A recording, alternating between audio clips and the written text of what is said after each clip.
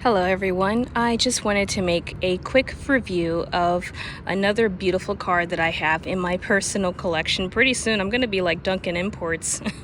I don't know if anyone's ever heard of that place, but it's a really cool car dealership slash auto museum up in Christiansburg, Virginia. If you haven't been, definitely check it out. I don't get paid for the advertisement.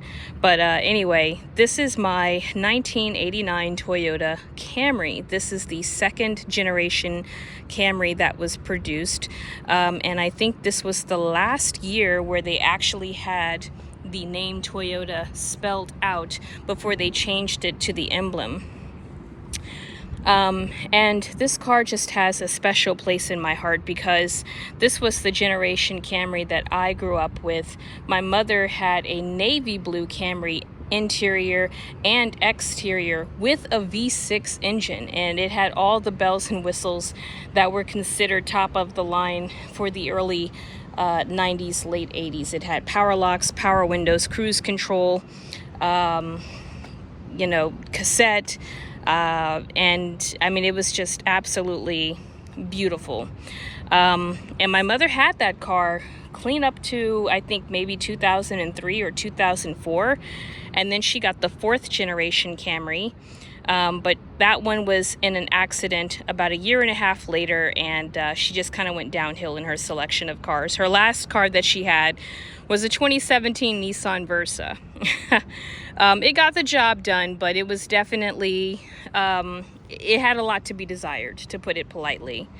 But now she's driving a beautiful 2015 Toyota Prius V, so she's back on the right track. And these cars are just becoming far, far fewer these days. Now, I paid $2,800 for this car, and some people may say that I paid too much, and that might be true. But again, this car, it just evoked a lot of sentimental memories for me, and I wanted to get it because it's just becoming a lot harder to find old cars that are relatively in good shape. There's no rust on this car. It does have some fading and some paint scuffs and scratches. Perhaps someday I'll take it to a little auto body shop and have it touched up, but for the most part, I've been pretty satisfied. It looks like somebody backed into a wall or scuffed it or something. But yeah, I've been pretty satisfied with it. It's absolutely gorgeous on the inside. I've left it stock for the most part because I just prefer to leave my cars the way that the engineers and the designers intended for it to be. As far as my philosophy is with modifications, if I'm not putting money into the engine to increase the horsepower and tune it for performance, I'm just throwing money away. I mean, just look at this, the gorgeous rear. It's just gorgeous. And this is a LE. So this car has power locks and windows too. It does have cruise control, but it doesn't work. I'm hoping that I can tinker with that or find somebody who can possibly repair that, but I'm not sure. The inside of this car is absolutely gorgeous. The seats are plush and comfortable. There's no tear or wear to the seats. There are some mild discoloration. I don't know if you can see that. I'm not sure exactly what that might have come from, but thank goodness whoever owned this car recently, they weren't smokers, so I don't have that disgusting cigarette odor in this car. Just gorgeous cloth seats. So comfortable. I mean, not even luxury cars today can capture the comfort that these old 80s and early 90s cars, sedans, were able to do. When you bought a luxury trim, it really meant something. Now, the only thing I've modified in this car is the stereo system. I tried to preserve it, but it proved to be difficult. I wanted to utilize the cassette player that came with the original stereo, but it was just incredibly difficult to do so. And after a while, my radio became compromised too. So I decided to switch to an aftermarket stereo so that I could at least take advantage of the CDs that I have in my possession. And it seems to do the job just fine. The noise is severely reduced once the doors is closed. I don't know if this video will capture it, but I mean, it is absolutely silent in this car. And I was very shocked. A while back, I rented a Toyota Prius from my local dealership because I was getting the thermostat in this car fixed. And I was very, very disappointed by the relatively loud sound that I was still able to hear in the Prius compared to my '89 Camry. I was still, hearing rather noticeably traffic around me, especially on the interstates. And compared to this car, I just, it's a night and day difference. I don't know. It's just something that I personally noticed. Maybe I'm being a bit snobby, but yeah, it's I think it's way, way better than most new cars today. The inside of these cars are just absolutely gorgeous. Well-made material. Actual good plastic that doesn't scratch. These new cars, when you look at it, they begin to scratch and peel. Let's get in the driver's seat.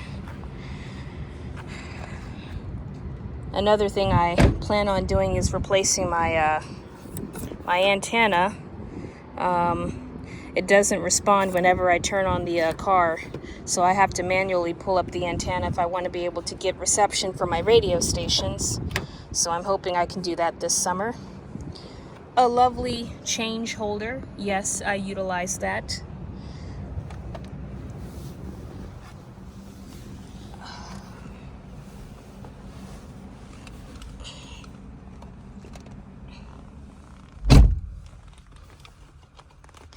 Let's turn on this, this car. Of course, couldn't have everything. This was like that when I bought it. And it would have been nice if I could have gotten it in a manual transmission, but beggars can't be choosy, I guess. I got a dash mat cover. There's no cracks underneath this either, by the way, but I just have this here to help preserve it.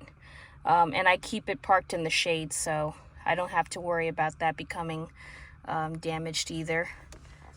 This light does work, although it's rather a joke. It doesn't really do much in terms of providing light. I mean, this is just absolutely a gorgeous car. I love it. My little glove compartment, which I can lock if I want to secure my possessions. It came with an owner's manual, a rather detailed one that actually gives you instructions on how to repair your car if you need to.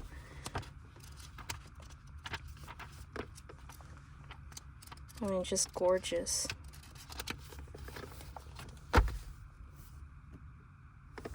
And then I found this one in a junkyard, so I took it. But I don't have a minivan.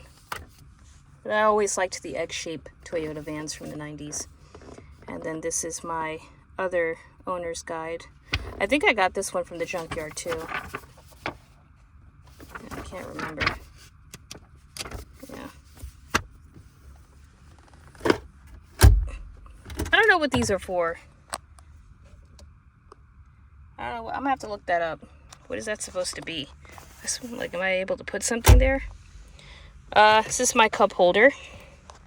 A little bit of a joke, but something's better than nothing. I didn't really know that it was pretty much standard for a lot of cars to not have cup holders until I had... My first car was a 1987 Mazda 626, and I hate that I didn't do a review of that car while I still had it. I gave it away before I left the military, when I was stationed overseas in California. I bought that car in Las Vegas, and I learned how to drive stick shift in that car. And it was a great car, absolutely clean. It had like maybe 65,000 miles on it. Just gorgeous. This car has about 180,000-ish miles on it. So this car is still a baby. I get excellent fuel mileage for this car given the age. She starts right up. I gotta press the button down. And of course the automatic seat belts. The AC works. It blows absolute cool air. It's amazing. I love it. Just gorgeous. And of course I can funnel air through these vents, or for the cabin, it's a little covered, but that's there. I'm gonna have to push that in.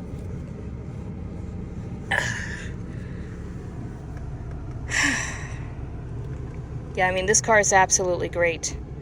And it still has the rear window, the lines. I don't know if you can see it, but you know, you can also defrost the rear window as well. Absolutely gorgeous. The windows work. Only the driver's side is automatic. The other one you have to. Same thing with the rears.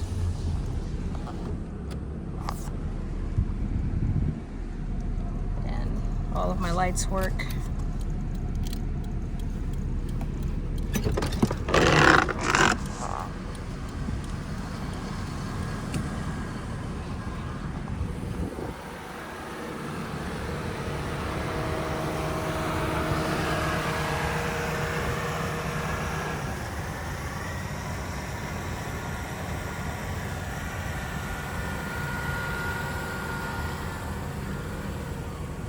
Yeah, that antenna doesn't respond when I turn it on. Yeah, she works.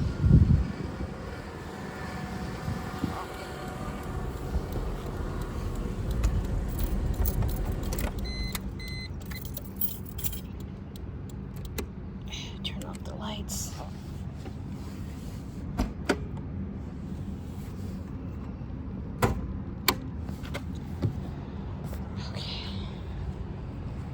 Pardon the trunk.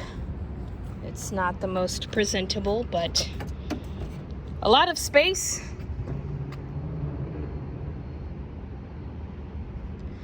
It's an old sway bar. Little did I know, they don't really make any aftermarket sway bars for the second generation Camry. So my stabilizer bars bent, and I had to go to a junkyard in the neighboring state to retrieve a new one. And fortunately, a tire and brake company in my town, they were able to put it on there.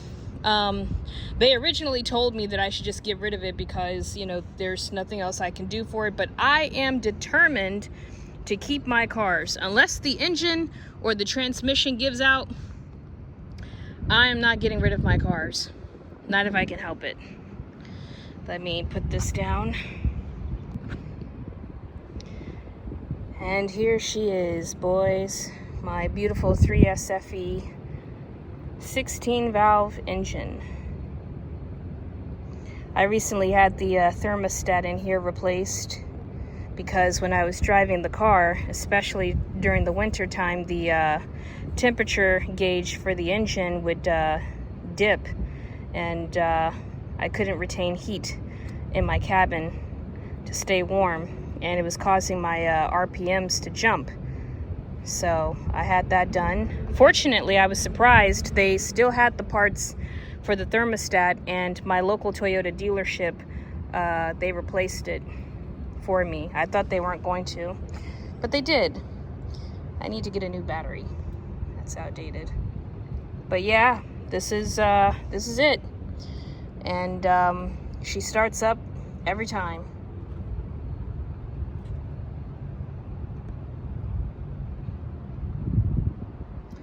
I also had the master cylinder for the brakes replaced because the brake pedal kept sinking in. So I had to get that fixed. Things that I've done to this car, I've had the distributor, the timing belt, the crankshaft, the water pump replaced, the power steering replaced. What else have I done? I've replaced the struts and the mounts for these for this car. As you can see, she sticks out like a sore thumb. So I've had a lot done for this car. I've had the tires replaced. These beautiful Toyota rims. They're so cute. So I am fully confident that this car is capable of riding alongside other cars on major highways. I know she can do it. I would not hesitate one bit to take this car out on the interstate if I needed to go out of town anywhere. She is more than capable. And I love this car. I'm hoping that as far as my cruise control is concerned, that, you know, it's just the actuator that needs to be replaced. I'm hoping it's something simple like that. If not, I'm gonna have to see if I can locate a diagram on in a Facebook group or online somewhere that I can borrow for reference. But yeah. But this is it. My little beautiful Toyota Camry. Like I said, I'm hoping someday I can get this painted and touched up. She's a little faded on the side, and I'm gonna see if I can get these pinstripes painted back on. I haven't seen too many Camrys with pinstripes. I've only seen like maybe 5, and when I say I've only seen, I mean like they've mostly been on like social media or a Facebook Camry group that I'm a part of, but I've never seen the few that I have seen out in the wild. I've never seen them with pinstripes, so I think it's such a really cool touch. You know, this red, it really contrasts with the gray, but you know, I like it. But yeah, this is a solid car, and if you come across one and it's in good condition, or you're mechanically inclined and you're capable of fixing it, or you have money to blow to get it fixed, I highly recommend that you snag you one of these while you can. I don't think anyone will regret having it. I mean, these cars are just absolutely gorgeous and fun to drive. They're not the fastest, but they're absolutely reliable. And I hope that I can keep this car for a long time because, again, this particular generation is just sentimental to me. Anyway, thanks for watching, and until next time.